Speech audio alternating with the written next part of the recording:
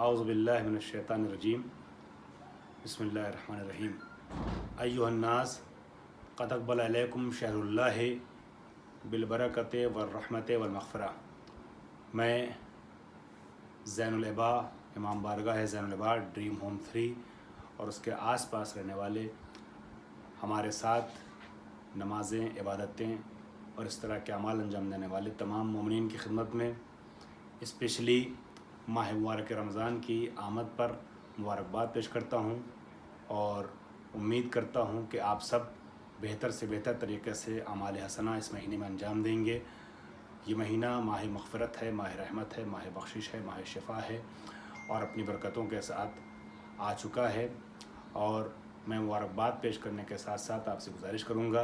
कि हालात के तकाज़े के तहत हम इज्तिमाई और ग्रोही शक्ल में इबादत नहीं कर पा रहे हैं, जिसकी इस्लाम ने बेइंतहा ताकीद की है। लेकिन ऐसा ना हो कि इज्तिमाई इबादत अगर इमाम बारगाह में या सब साथ मिलकर नहीं कर पा रहे हैं तो हम इबादत के शरफ़ से महरूम रह जाएं। इबादत ज़्यादा से ज़्यादा करें। अल्लाह ने तौफ़ीक दी है, अपने घर में ही रह करके सही मगर ज़्यादा से ज़्यादा इबादत करें और इस मौके को एक अपॉर्चुनिटी के तौर पे लें कि ज़्यादा से ज़्यादा कुरान पढ़ें, ज़्यादा से ज़्यादा इबादत करें, नमाज़ें पढ़ें और घर में रह करके चूँकि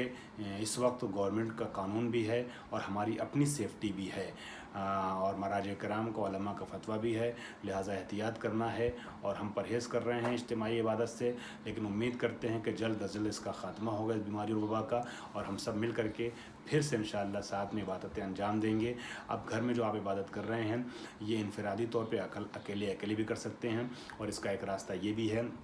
कि घर का जो एक गार्जियन हो या घर में जो नमाज, रोज़े और दीनी उमूर के लिहाज से ज़्यादा मोतबर हो, घर में हो सकता है बाप या बेटों में से किसी का ज़ाहिर अच्छा हो, दाढ़ी वगैरह भी रखे हो, तो उसको आप लोग आगे बढ़ाइए और वो आगे घर के अफराद को, अगरचे हमारे यहाँ नमाज़ पढ़ाने के लिए कुछ शर्तें होती हैं, हमारे यहाँ हमारे भाइयों के मुकाबले में इमाम जमात बनने के लिए कुछ शर्तें हैं, इतनी आसानियाँ नहीं हैं। लेकिन इन हालात में आप में जो घर पे मुतदय्यिन है और बाकी शर्तें पाई जाती हैं, अगरचे मदरसे का रुख नहीं देखा है और शरई मसाइल से उस तरीके से वाकिफ़ नहीं है जैसे आलिम वाकिफ़ होता है, लेकिन फिर भी घर पे घर का गार्जियन दीनदार है, मजहबी है, ज़ाहिर उसका ऐसा है कि वो एक मुतदय्यिन इंसान कहा जा सकता है, तो वो आगे आ जाए और तमाम घर के लोग उसके पीछे नमाज़ पढ़ लें और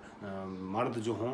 वो पहली सफ़ में हों और औरतें घर की दूसरी सफ़ में हों। अगर एक मर्द साथ में है तो वो बगल में खड़ा हो जाए, थोड़ा सा पीछे होकर के, इस तरीके से कि इमाम जो इमामत कर रहा है उसके ज़ानू तक उसका सजदे की जगह हो, जहाँ उसके ज़ानू ख़त्म होते हैं वहाँ उसका सर सजदे की जगह हो और बाकी जो ख़वातीन हैं घर की वो पीछे खड़े होकर के नमाज़ पढ़ लें। इस तरीके से जमात हो सकती है। अगर सिर्फ घर में एक मर्द है और बाकी लेडीज़ हैं पढ़ने वाली तो मर्द आगे रहेगा, ख़वातीन पीछे खड़े होकर के नमाज़ पढ़ेंगी। एक मर्द अगर है साथ में नमाज़ पढ़ने वाला खाली तो फिर बगल में खड़े होकर के, जैसे मैंने बताया, थोड़ा सा पीछे होकर के इमाम जमात से जो इमामत कर रहा है उससे पीछे होकर के नमाज़ पढ़ ले। ये हमारे पास एक अल्टरनेट है। हम जानते हैं कि पूरे तौर से आप और हम मुतमईन नहीं हो सकते हैं कि जमात का वो पता नहीं शरफ़ है नहीं है, वो कैफियत है कि नहीं है, लेकिन ना से हाँ है, इस तरीके से आप नमाज़ पढ़ सकते हैं। उम्मीद करते हैं कि अमाल हसना आप बेहतर तरीके से अंजाम देंगे और मुझे भी अपनी दुआ में याद रखेंगे।